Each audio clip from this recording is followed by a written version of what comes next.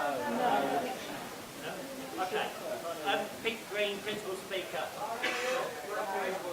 Thank you. Thank you. I'm concerned with page 18 of the Standing Orders report and the comment on Session 14 constitutional amendments. This is a reference to the internal constitution of Left Unity, and I want to have a timed session on this because otherwise the amendments that are being proposed to our own constitution will fall off the agenda and we will have another year with what is in, as many people recognise, is a dysfunctional constitution.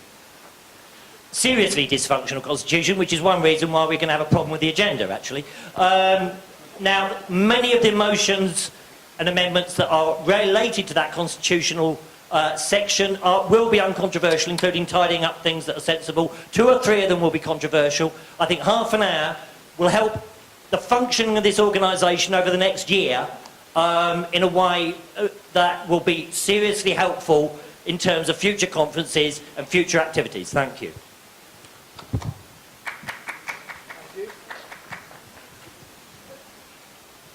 Hello, I'm Nick Rogers. Nick Rogers. I've got 2 aspects of the Standing Orders Committee report I want to raise questions about.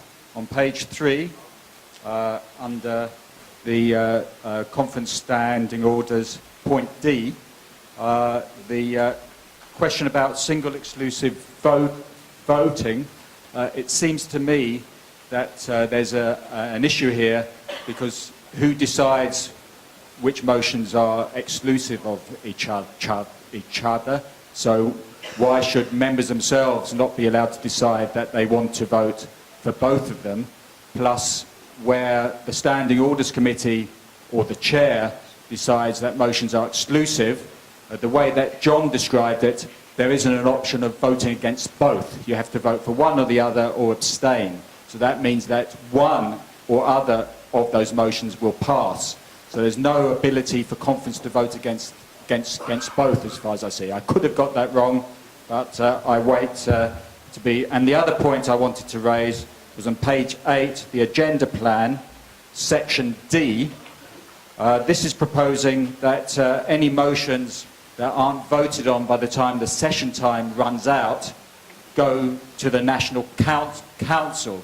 If you look at the amount of time that is allowed for sessions, half an hour or so for each of them, that effectively means that I'm not sure in the course of the debate whether any of the motions are going to be reached in that time. So effectively, the business of this conference is going to be decided by the National Conference, by the National Council, rather than this